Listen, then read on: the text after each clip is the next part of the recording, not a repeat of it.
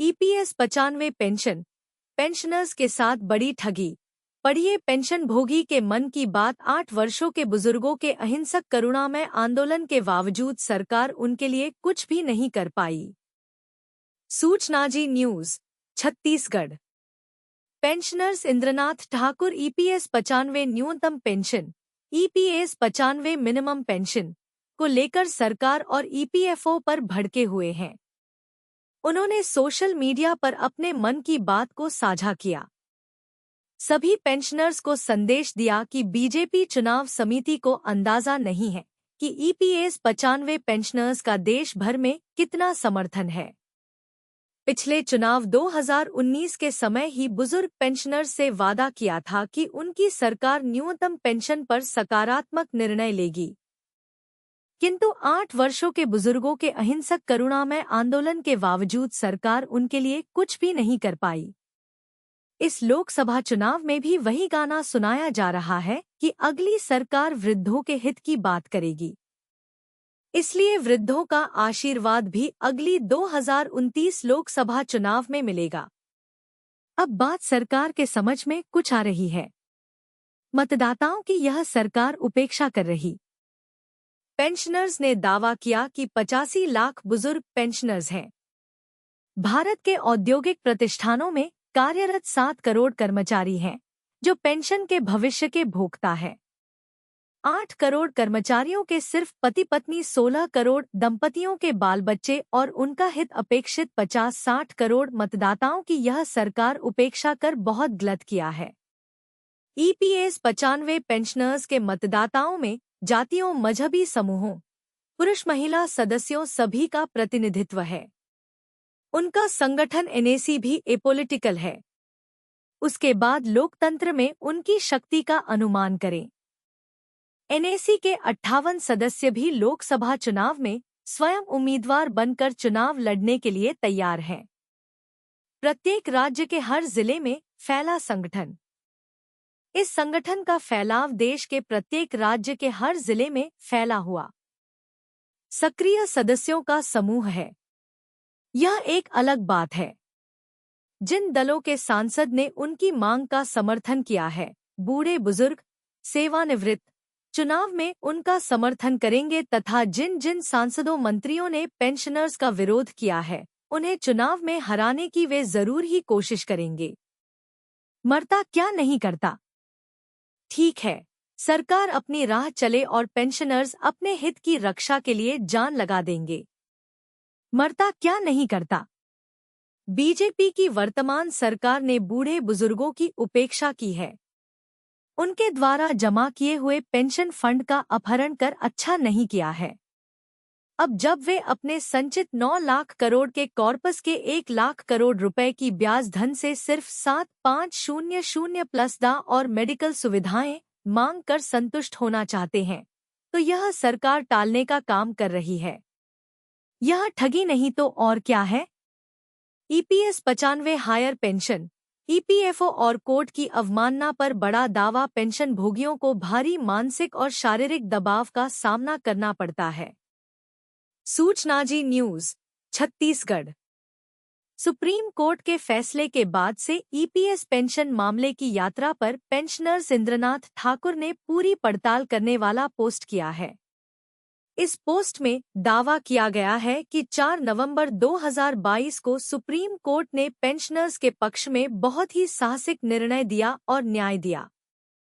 वहीं कुछ सवाल भी उठाए गए हैं।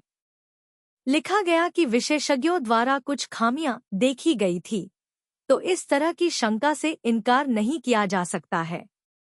फिर शुरू हुआ असली खेल।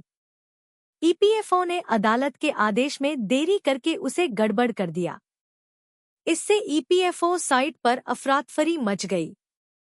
कोर्ट द्वारा दी गई समय सीमा के 4 महीने बाद लिंक उपलब्ध होने के बाद उन्होंने इसे पीपीओ से लिंक करने के बजाय यूएएन से लिंक कर दिया, जो 2018 तक सेवानिवृत्त लोगों के लिए सक्रिय नहीं था।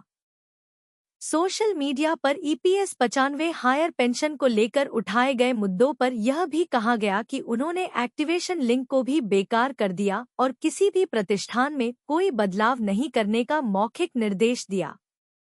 इस सारी उथल-पुथल में पेंशन भोगियों को भारी मानसिक और शारीरिक दबाव का सामना करना पड़ता है। सबसे पहले विकल्प प्रपत्र को 10 से अधिक स्थानों पर भेजें।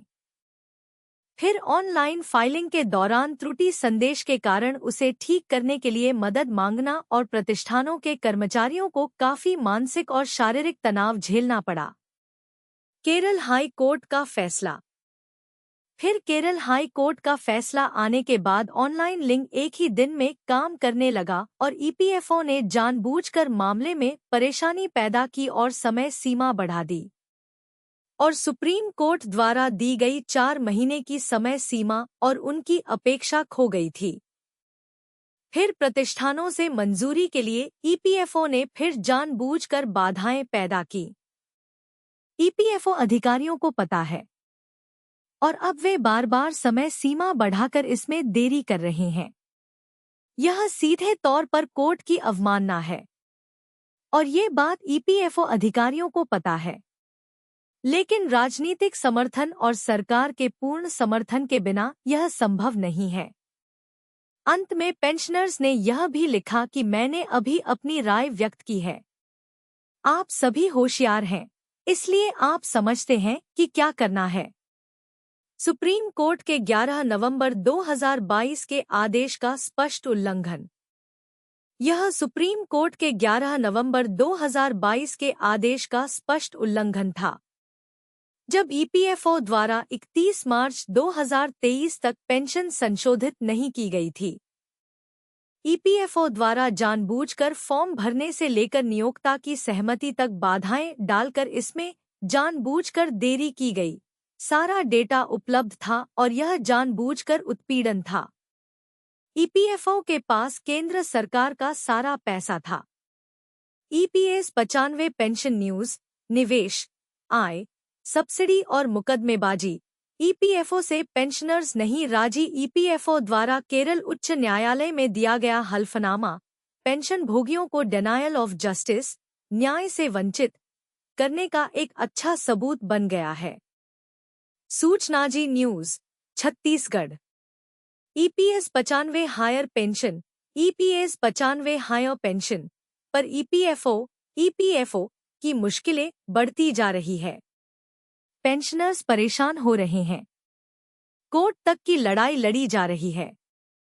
अब ताज़ा मामला यह है कि कोर्ट में गलत जानकारी देकर भ्रम पैदा करने का आरोप ईपीएफओ पर लगना शुरू हो गया है।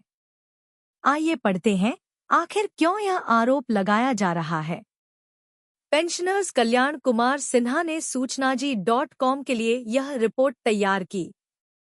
उनका कहना है कि केरल के एक अखबार मलयाला मनोरमा ने अपने 1 अप्रैल 2024 के अंक में केरल उच्च न्यायालय में पीएफ आनुपातिक पेंशन मामले पर चल रही सुनवाई में ईपीएफओ के हलफनामे का विश्लेषण किया है।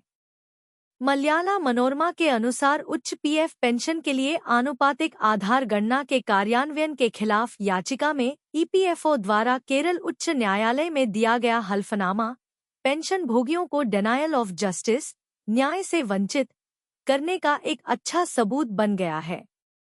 हाईकोर्ट को भी गुमराह करने का दुस्साहस। ईपीएफओ अधिकारियों ने अपने हलफनामे में पेंशन के लिए आनुपातिक आधार प्रोराता बेसिस पर गणना का अपनी ओर से बड़ा ही लुभावना तर्क देने की कोशिश की है। लेकिन प्रश्न है कि क्या पहले की तरह ऐसे लुभावने तर्क से फिर से वह न्यायालय को भरमाने में सफल हो जाएगा? आश्चर्य का विषय यह है कि अपने इस हलफनामे से आखिर हाईकोर्ट को भी गुमराह करने का दुस्साहस सरकार का यह संगठन कैसे कर पा रहा है। Kerala industrial infrastructure development corporation का मामला। यह मामला केरल उच्च न्यायालय में Kerala industrial infrastructure development corporation KINFRA के एक का सेवानिवृत्त कर्मचारी तिरुवनंतपुरम निवासी वी.आर. बालू द्वारा दायर याचिका की सुनवाई के दौरान सामने आया है। उच्च पेंशन के लिए बालू को ईपीएफओ ने 30 अप्रैल तक 28,29,782 रुपये जमा करने का नोटिस दिया है।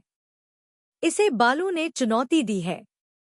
प्रति माह 31,673 रुपये उच्च पेंशन बालू द्वारा दायर इसी याचिका की सुनवाई में ईपीएफओ ने अपने हलफनामे में बताया कि उक्त मामले में यदि वीआर बालू यदि 28.29 लाख रुपए उच्च पेंशन योजना में वापस कर देते हैं तो उन्हें प्रति माह 31,673 रुपए उच्च पेंशन के रूप में अतिरिक्त राशि मिलेगी। हालांकि यह राशि बैंक की सावधि जमा पर अर्जित ब्याज की तुलना में इतनी बुरी नहीं लग सकती है, लेकिन हलफनामे में इस तथ्य का कोई उल्लेख नहीं है कि 28.29 लाख रुपए की जमा राशि ईपीएफओ द्वारा कभी वापस भी की जाएगी अथवा नहीं। ईपीएफओ ने प्रोराटा के रूप में सबसे निर्दयी कटौती की। ईपीएफओ की इस चालाकी के बारे में हाईकोर्ट ध्यान नहीं देगी, ऐसा सोचा भी नहीं जा सकता। लेकिन देखना है ऊंट किस करवट बैठता है। अभी तक किसी अदालत ने इस ओर भी ध्यान नहीं दिया है कि ईपीएफओ द्वारा अपनी अधिसूचना के आधार पर 2014 के संशोधन से पेंशन योग्य वेतन को 12 महीने के औसत से बदलकर 60 महीने के औसत कर दिया गया है। इससे भी पेंशन भोगियों को भारी नुकसान हुआ। अब ईपीएफओ ने प्रोराटा के रूप में सबसे निर्दयी कटौती की है। ईपीएस 95 पेंशन न्यूज, निवेश, आय, सब्सिडी और मुकदमेबाजी। ईपीएफओ से पेंशनर्स नहीं राजी योजना की गलतफहमी और मुकदमेबाजी के कारण होने वाले विवादों को देखते हुए इस योजना को वार्षिकी योजना के रूप में परिवर्तित करना बेहतर है। सूचनाजी न्यूज, छत्तीसगढ़। कर्मचारी भविष्य निधि संगठन एम्प्लॉयज प्रोविडेंट फंड ऑर्गेनाइजेशन के सदस्यों का दर्द कम नहीं हो रहा है। ईपीएफओ पर लगातार सवाल उठाए जा रहे हैं। पेंशनर्स रामकृष्ण पिल्लई ने सोशल मीडिया पर एक पोस्ट शेयर किया जिसमें दावा किया गया कि ईपीएस पेंशन 1995 मान्यताओं पर तैयार की गई है और उस तारीख से वास्तविकता के आधार पर विशेष रूप से जीवन प्रत्याशा पर पुनर्विचार की आवश्यकता है। पेंशन का भुगतान ईपीएस निवेश से उत्पन्न आय और मूल राशि और सदस्यों द्वारा क्रॉस सब्सिडी को मिलाकर किया जाता है। उस प्रक्रिया में कुछ लोगों को दूसरों की तुलना में अधिक लाभ होता है, विशेष रूप से जो लोग लंबे समय तक जीवित रहते हैं, उन्हें पूर्ण रूप से अधिक लाभ होगा। इसलिए मौजूदा मामला एक अपवाद है। इसमें बकाया राशि, यदि कोई हो, और शुद्ध आउटफ्लो के बारे में कोई उल्लेख नहीं है। प्रत्येक लाभार्थी को अपने शुद्ध आउटफ्लो और अपनी अपेक्षित जीवन प्रत्याशा को ध्यान में रखते हुए बढ़ी हुई पेंशन का लाभ उठाने के लिए मांगी गई राशि जमा करने का मन बनाना चाहिए। ईपीएफओ द्वारा अपनाई गई पद्धति में योजना फिट नहीं। लाभार्थी को सूचित निर्णय लेने में सक्षम बनाने के लिए यदि ईपीएफओ बकाया राशि को समायोजित करने के बाद मांग उठाता है तो यह बेहतर है। जहां तक आनुपातिक पेंशन का सवाल है, मौजूदा नियम ईपीएफओ द्वारा अपनाई गई पद्धति में फिट नहीं बैठता है। योजना की गलतफहमी। 31 अगस्त 2014 तक ईपीएस में शामिल होने वाले सभी लोगों को मूल योजना द्वारा शासित किया जाना चाहिए, क्योंकि अधिसूचना संख्या में संशोधन 609 ई दिनांक 22 अगस्त 2014 केवल 1 सितंबर 2014 से लागू होता है। योजना की गलतफहमी और मुकदमेबाजी के कारण होने वाले विवादों को देखते हुए इस योजना को वार्षिकी योजना के रूप में परिवर्तित करना बेहतर है। 78 लाख पेंशनधारियों के 4 करोड़ परिवार। एक पेंशनर्स ने सरकार पर गुस्सा उतारते हुए लिखा, इससे ऐसा प्रतीत होता है कि 78 लाख पेंशनधारियों के 4 करोड़ परिवार को केंद्र सरकार ने अपनी सभी योजनाओं से वंचित कर गरीबी रेखा से भी अति गरीबी रेखा में डालने पर मजबूर कर दिया गया है। गौर करें तो केंद्र सरकार के सांसद विधायक 3 से 4 पेंशन प्रति माह ले रहे हैं, जबकि वह जनप्रतिनिधि कहलाते हैं। यह कहाँ का न्याय है? इस पर विशेष विचार करने की आवश्यकता है और वर्तमान समय को देखते हुए ठोस निर्णय लें।